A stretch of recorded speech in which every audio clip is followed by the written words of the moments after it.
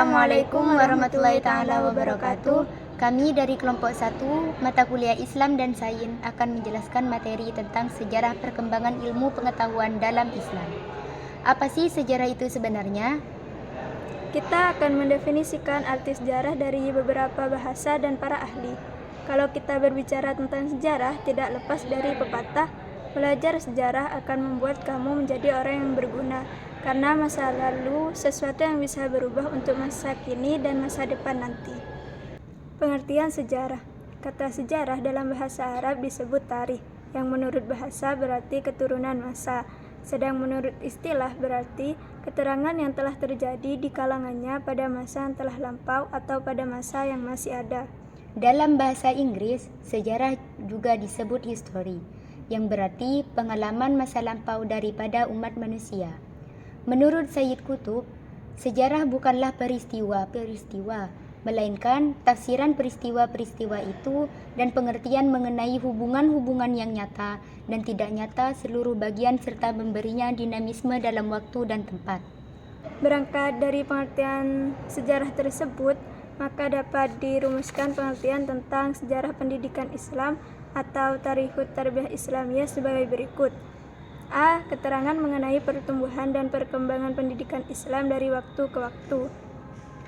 B. Cabang ilmu pengetahuan yang berhubungan dengan perhubungan dan perkembangan pendidikan Islam, baik dari segi ide dan konsepsi, maupun segi institusi dan operasionalisasi sejak zaman Nabi Muhammad SAW sampai sekarang.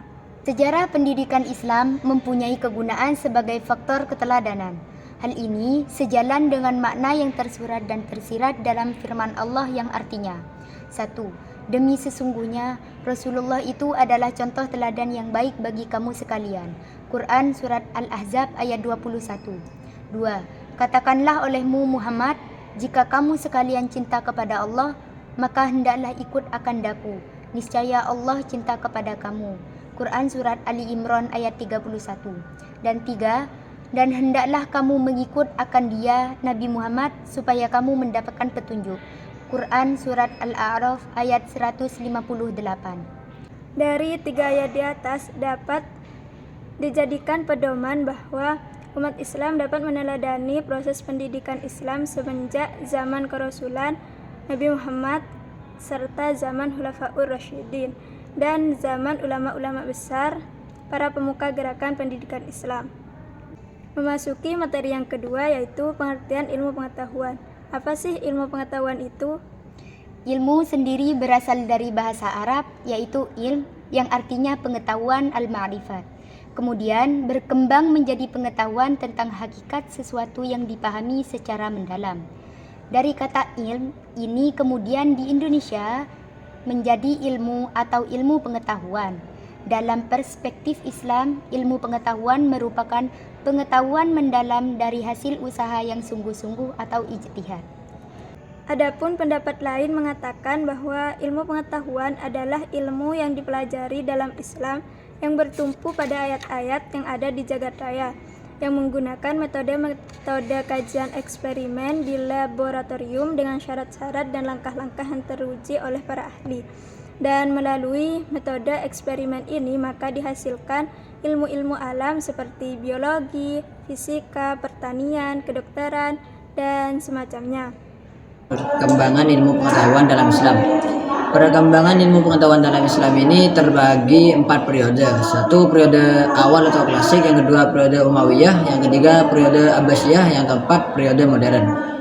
Pada periode awal Islam ini juga sering disebut fase yang mana kitab suci Al-Quran baru diturunkan di tengah-tengah umat manusia. Periode ini dimulai sejak abad ke-7 sampai abad ke-18 Masehi. Pada periode awal, perkembangan ilmu pengetahuan pada saat itu cenderung meramur antar peradaban dan konsep-konsep imperium timur lainnya, baik dari sisi ekonomi maupun monoteistik. Yang kedua, periode Umayyah. Sebutan Daulah Umayyah berasal dari nama Umayyah ibnu Abdisyam ibnu Abdi Manaf, salah satu seorang pemimpin suku Quraisy pada zaman jahiliyah. Bani Umayyah baru masuk Islam setelah Rasulullah berhasil menaklukkan kota Mekah. Pada masa Umayyah, corak perkembangan ilmu pengetahuan pada saat itu lebih condong pada ilmu-ilmu kedokteran. Ya, untuk selanjutnya saya persilakan kepada saudara Faisal. Oke, saya akan menjelaskan perkembangan ilmu pengetahuan pada masa Abbasiyah. Pada masa Abbasiyah atau kita sering disebut dengan dinasti Abbasiyah atau Daulah Abbasiyah, didirikan oleh para garis keturunan Ibnu Abbas, di mana pada masa perkembangan ini, pada masa daulah ini, perkembangan yang paling menonjol dibanding pada masa Umayyah yaitu adanya perpustakaan dan observatorium. Dan yang keempat yaitu masa modern, di mana pada masa modern ini setiap negara memiliki corak atau ciri-ciri masing-masing tentang perkembangan ilmu pengetahuan itu sendiri.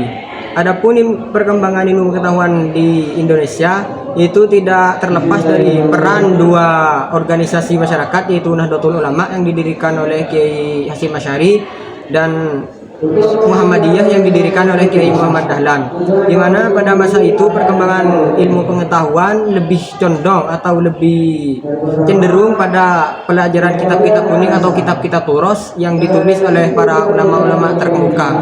Mungkin hanya ini dari kami, kurang lebihnya mohon maaf. Assalamualaikum warahmatullahi wabarakatuh.